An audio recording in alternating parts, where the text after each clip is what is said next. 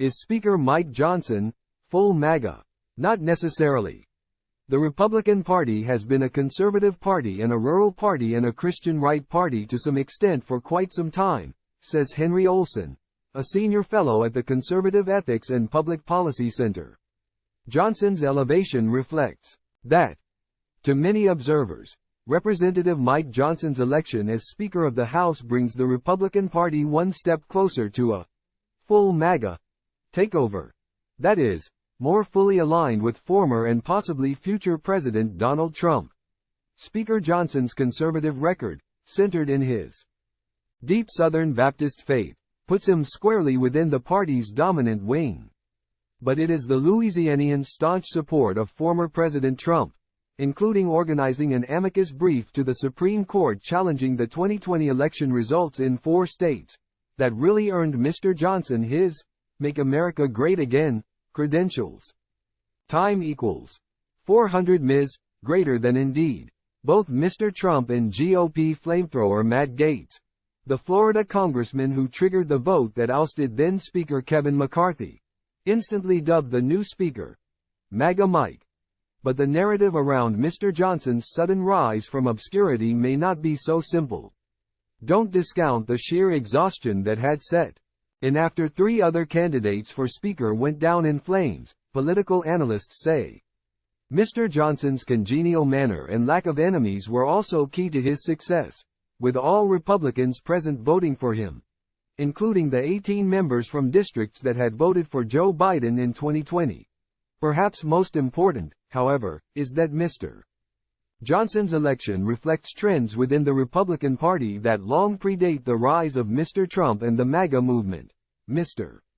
Johnson represents the culmination of the revolt against the old Republican establishment that began with the Tea Party in 2009, says William Galston, a senior fellow in governance studies at the Brookings Institution and former domestic policy advisor in the Clinton White House. The Tea Party movement, focused on lower taxes and smaller government, fueled big Republican gains in the House in the 2010 midterms. And, Mr. Galston says, it signaled the fact that the grassroots of the Republican Party were not satisfied with what they were being offered by the Republican leadership. Mr. Trump tapped into that same rebellious, anti-establishment ethos on his way to the presidency. Recent Republican House speakers, before, during, and after Mr. Trump's term, have all grappled with the party's disparate factions, some calling it quits in exasperation or, as with the ideologically flexible Mr. McCarthy, losing the speakership at the hands of far-right colleagues. Which brings us back to Mr. Johnson. The Republican Party has been a conservative party and a rural party and a Christian right party to some extent for quite some time, says Henry Olsen, a senior fellow at the Conservative Ethics and Public Policy Center. Johnson's elevation reflects that. Mr. Johnson's MAGA credentials embody how the party has evolved to reflect its base, Mr. Olsen says. But I don't think this event, Mr. Johnson's election as Speaker, proves it's Trump's party. Time equals 400 Ms. Greater than Doug High, former spokesperson for the Republican National Committee, gives no credit to Mr. Trump for Mr. Johnson's election as House Speaker. He endorsed him when it was clear he was gonna win, Mr. High says. Trump does that a lot. Mr.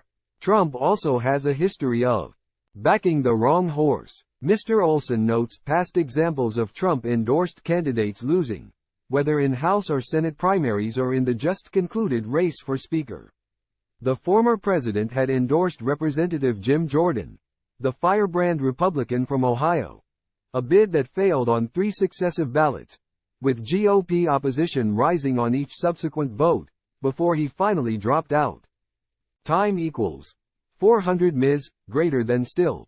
Even if Mr. Trump can't dictate the House speakership or act as a puppet master, a skill set he may not possess, he still dominates the party like no one else.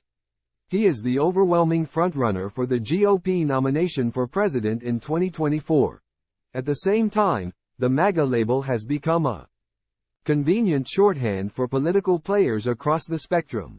Liberals want to tar Mr. Johnson as a Trumpist. And Mr. Trump and his allies want to own Mr. Johnson's victory and make sure he doesn't stray outside the MAGA fold in dealings with Republicans, House Democrats, and President Biden.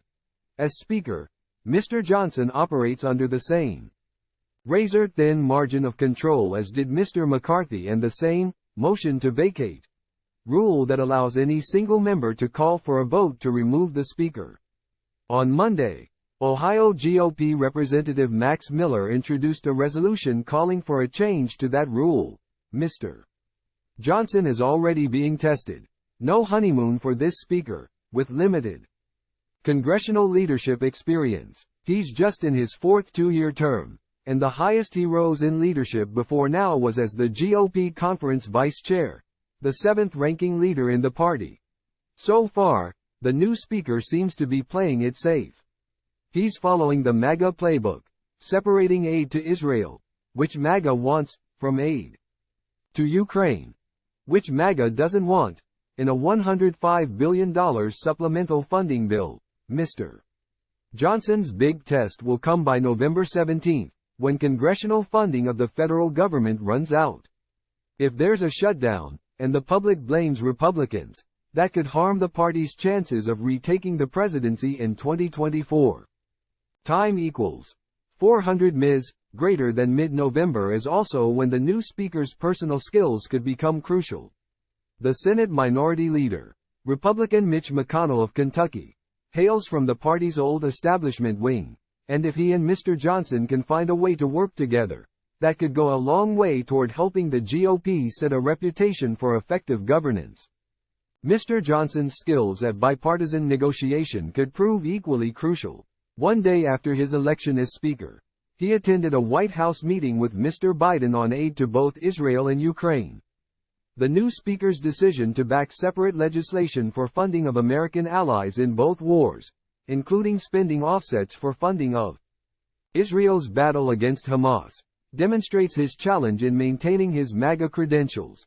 But above all else, Mr. Johnson's mild-mannered personality could be key if he is to succeed as House Speaker. Temperament matters, says Mr. High.